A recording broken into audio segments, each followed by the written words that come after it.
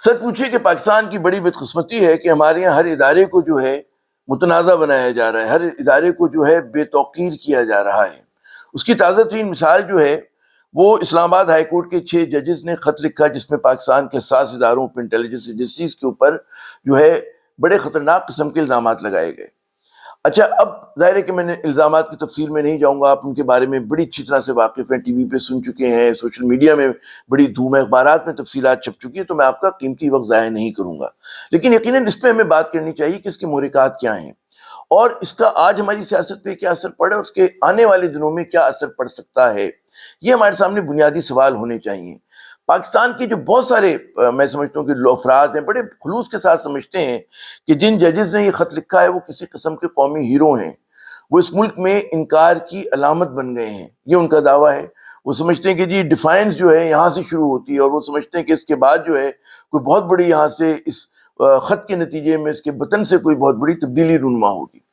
پھر ایک اور ہمارے یہاں گروہ ہے پاکستانیوں کا، وہ بھی اتنے ہی محب وطن ہے، وہ بھی اتنے ہی پرخلوص ہیں، اور ان کا یہ کہنا ہے کہ جناب اس میں کوئی سازش ہے، اور بعض اس میں سے سازش کے تانے بانے جو ہیں وہ کہتے ہیں جی پتہ نہیں کیا پی ٹی آئی کا ان ججز پہ اثر ہے، تو پی ٹی آئی پہ جوڑتے ہیں، وہ پی ٹی آئی پہ تنقید کرتے ہیں، وہ کہتے ہیں کہ جی جو جوڈیشری کی جانب سے مبینہ طور پہ پی ٹی آئی کو ایک کور فراہم کیا گیا، یہ اسی کی ایک تسلسل ہے، یہ دوسرا ایک نقطہ نظر ہے۔ پھر لیکن اس کو ایک اور زاویے سے بھی دیکھا جا سکتا ہے۔ اس خط کو آپ جو ہیں آئسولیشن میں نہ دیکھیں، اس کو آپ اس طرح سے دیکھیے کہ جناب اس سے پہلے 3 بڑے فیصلے آئے ہیں ہماری سپیریئر جوڈیشری کی طرف سے، جو میں سمجھتا ہوں کہ بلا واسطہ ہماری فوج کے اوپر جو ہے وہ ایک طرح کا تنقید بھی ہے، حملہ کہہ لیں، جو آپ اس کے لیے لفظ استعمال کر سکیں، اس کو انڈرمائن کرنے کی کوشش کہہ لیں۔ ایک تو جناب پرویز مشرف صاحب کے اوپر سزائے موت کی جو توثیق کا فیصلہ آیا ہے وہ ہے۔ اب بڑا سوال پیدا ہوتا ہے کہ جی پرویز مشرف ایک بڑا سیلیبریٹڈ پاکستان کے آرمی آفیسر سولجر تھے، ان کے جو دور صدارت تھا لوگ اس پہ اختلاف کریں، یقیناً فوجی حکمراں تھے، لیکن بہت سارے سویلین سے بڑا بہتر دور تھا، بڑی پاکستان نے ترقی کی، بڑے مشکل حالات میں انہوں نے پاکستان کو سنبھالا۔ پھر لوگ یقیناً سوال کریں گے کہ جناب آپ ایک اس ایمرجنسی کا جو پورا ملبہ ایک شخص پہ گرا رہے ہیں، حالانکہ جو میٹنگز ہوئی تھی اس کے اوپر ایک کنسنسس بنا تھا، اور اس میں اس وقت کی فوجی قیادت کے لوگ سارے شامل تھے، اس وقت کی جو سویلین لیڈرشپ تھی وہ شامل تھی، جو بعد میں بڑے بڑے عہدوں پہ رہے۔ تو کیسے آپ جو ہے ایک شخص کو یہ کر رہے ہیں؟ اور اگر پرویز مشرف صاحب غدار ہیں اور ان کے اوپر اتنا بڑا الزام ہے، تو وہ کون لوگ ہیں کہ جنہوں نے اس ملک کو لوٹا، بیرون ملک جائیدادیں بنائی، اور انہوں نے مطلب ہے کسی پہ بھارت نوازی کا الزام ہے، کسی پہ کوئی اور جو ہے الزام ہے، تو پھر وہ کیا ہیں؟ اور تو یقیناً ایک سوالی نشان ہے۔ تو میں سمجھتا ہوں متنازع فیصلہ ہے، اور اسی طرح کا فیصلہ ہے کہ جس کو تاریخ میں دوبارہ سے اس کو ریوزٹ کیا جائے گا۔ لیکن امیڈیٹ ٹرم میں اگر آپ دیکھیں تو اس میں اس کا بالکل آپ کو لگتا ہے کہ جی انڈائریکٹلی پرویز مشرف صاحب کو جو ہے انہوں نے نشانہ بنایا، لیکن اصل ہدف جو ہے وہ فوج ہے۔ پھر دوسرا فیصلہ آتا ہے ذوالفقار علی بھٹو صاحب کا۔ اب یقیناً ہماری تاریخ میں اس کے اوپر بڑی بحث ہوئی ہے، بڑی لوگوں کی ہمدردیاں ذوالفقار علی بھٹو صاحب کے ساتھ ہیں، لیکن آپ کو یا جوڈیشری کو ایک سوال پیدا ہوتا ہے کہ آپ جناب جو ہیں وہ ماضی میں کیوں پھنسے ہوئے ہیں؟ آپ جو ہیں آج کے فیصلوں، آج جو دکھ ہیں اس ملک کے، اس کے بارے میں کتنے فیصلے ہو رہے ہیں کہ ایسا ملک ہے کہ جہاں پر ہم بڑے بڑے بحرانوں کا شکار ہیں؟ تو آپ نے کون سی قومی خدمت کی ہے اس طرح کا فیصلہ کر کے، جس کے بارے میں پہلی مورخین جو ہیں وہ مطلب اپنا فیصلہ دے چکے ہیں؟ اور لیکن آپ نے کیونکہ یہ فیصلہ دے دیا پیچھے جا کے ریوزٹ کر کے، تو آپ نے ایک روایت ڈال دی کہ کل جو آپ فیصلے آج کی تاریخ میں کر رہے ہیں، سن 2024 میں اور 23 میں یا 25 میں کریں گے یا 22 میں کیا آپ نے، وہ تمام کی تمام کھل سکتے ہیں اور کھلنے چاہیے، اس کی نظیر ہے۔ تو ایک عجیب و غریب فیصلہ، اور اس کے اندر بھی ٹھیک ہے ضیاء الحق صاحب کو ہدف بنایا گیا، پھر اصل نشانہ جو ہے پاک فوج ہے، کیونکہ ظاہر آرمی چیف اور فوج کو الگ نہیں کیا جا سکتا، انسٹیٹیوشن کو، یہ ایک دوسرے کی نمائندگی کر رہے ہوتے ہیں۔ تو یہ دوسرا فیصلہ تھا۔ تیسرا فیصلہ جو پھر میں کہوں گا بلا واسطہ حملہ ہے، وہ شوکت صدیقی صاحب والا ہے، اور اس کے بعد پھر آپ دیکھتے ہیں کہ جو خط آیا ہے اسلام آباد ہائی کورٹ کے ججز کا، اس کے بعد آیا ہے، اس میں بھی کیا تھا کہ اس میں بھی اس وقت کی فوجی قیادت نے کہا تھا کہ جی تحقیقات کریں اور اس کے بعد پھر آپ کوئی کارروائی کریں۔ وہاں پر جناب اتنی تحقیقات کی نہیں گئی، فیصلہ دے دیا گیا اور اس کو ریوزٹ کیا گیا، اور پتہ چلا شوکت صدیقی صاحب جو ہیں وہ معصوم اور بے گناہ قرار پائے۔ لیکن پھر سوال یہ پیدا ہوتا ہے کہ جناب آپ نے تو کہہ دیا معصوم بے گناہ، لیکن کیا آنے والی تاریخ کیا کرے گی؟ جن کو آپ نے معتوب ٹھہرایا، کیا واقعی وہ بے گناہ ہیں، یا جن کو آج آپ نے بے گناہ کہا جو ہے وہ بے گناہ ہیں؟ تو ایک آپ نے پھر ایک پینڈورا باکس کھول دیا. اس کے اندر جو ہے فوج کسی نہ کسی طرح اس کو متنازع ڈائریکٹلی یا انڈائریکٹلی دانستہ یا دانستہ طور پہ اس کو بنایا گیا. کہتے ہیں براہ راست کیا گیا یا بلا واسطہ کیا گیا, لیکن نٹشل میں یہی ہو رہا ہے. اور اس کی روایت کے تحت, اس پریسیڈنٹ کے تحت آگے بھی جو ہے اس چیز کا ایک اس کے اوپر سوالیہ نشان ہو سکتا ہے. اچھا, اب ہم دیکھتے ہیں کہ جی اس لیٹر کے اوپر آتے ہیں, اس خط پہ آتے ہیں جس پہ بڑا شہرت ہے کہ جی بڑا ایک زبردست کام ہوا ہے. ہو سکتا ہے بڑا کام ہوا ہو, لیکن سوال یہ پیدا ہوتا ہے کہ یہ خط لکھا گیا سپریم جوڈیشل کونسل کو. اب میں نے کچھ وکلاء حضرات سے بات کی, سینئر ترین وکلاء حضرات سے, ان میں سے بعض جج بھی رہ چکے ہیں. ان کا کہنا ہے کہ جی یہ ایمبٹ نہیں ہے, سپریم جوڈیشل کونسل کا ایمبٹ نہیں ہے یہ, یعنی کہ اس کے دائرے کار میں نہیں آتا. سپریم جوڈیشل کونسل جو ہے وہ ججز کے خلاف جو شکایت ہوتی ہیں اس کو دیکھتی ہے, یہ کام جو ہے اس کا نہیں ہے. تو یہ ہمیں سمجھنا چاہیے. پھر اور بھی کئی سوال آتے ہیں. سوال یہ ہوتا ہے کہ ججز جو ہوتے ہیں, کوئی بھی جو جج ہوتا ہے وہ کوئی معمولی انسان نہیں ہوتا. ہائی کورٹ کا سپریم جوڈیشری کے جو جج ہوتے ہیں بڑے طاقتور لوگ ہوتے ہیں, بااثر لوگ ہوتے ہیں, اور وہ اتنا مجبور بے سہارا نہیں ہوتے ہماری اور آپ کی طرح, کام پاکستانی کی طرح. تو اور وہ قانون بھی سے بھی واقف ہیں, آئین سے بھی واقف ہیں.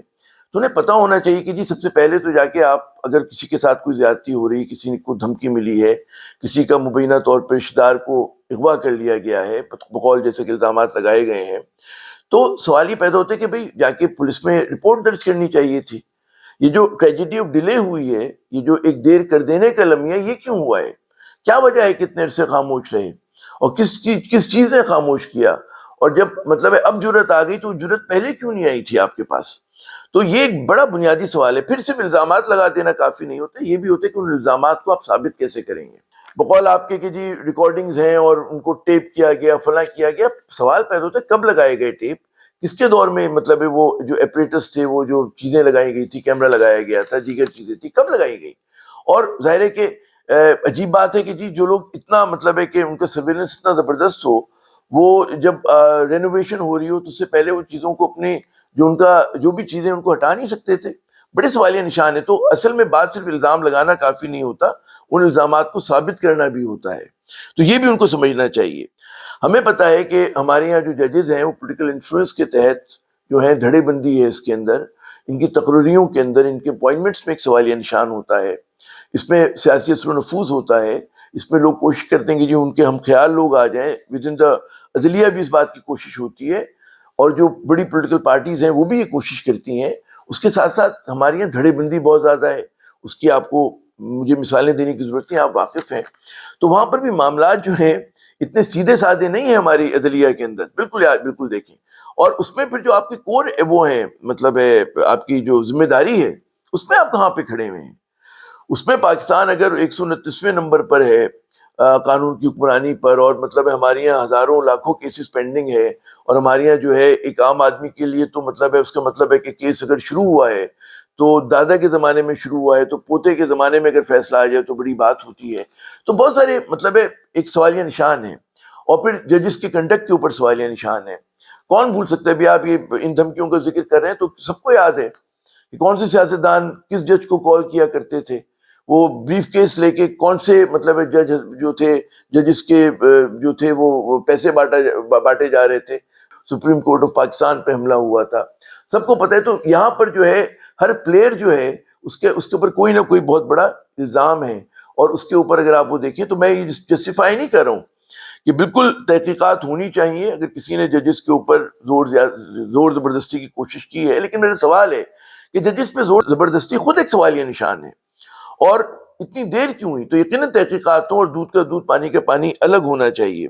اچھا, پھر ہمارے یہاں مطلب ہے کہ آپ یہ دیکھیں کہ جو ججز جب اپوائنٹ ہوتے ہیں, کوئی چیف جسٹس بنتا ہے تو کوشش ہوتی ہے کہ جی ہم خیال ججز آ جائیں, یا بعض جو ہماری حکومتیں ہوتی ہیں وہ عدلیہ کو فتح کرنا چاہتی ہیں. تو یہ سب چیزیں ہمارے یہاں ہوئی ہیں اور بے شمار مرتبہ ہوئی ہیں, اور بار بار دہرایا جا رہا ہے. یقیناً ان چیزوں کا خاتمہ ضروری ہے کہ عدلیہ آزاد ہو, وہ بالکل خود مختاری کے ساتھ کام کرے, وداؤٹ اینی فیئر اور فیور کے, ان کا کسی چیز کو ان کو خوف نہ ہو, لالچ نہ ہو. یہ آئیڈیل صورتحال ہے.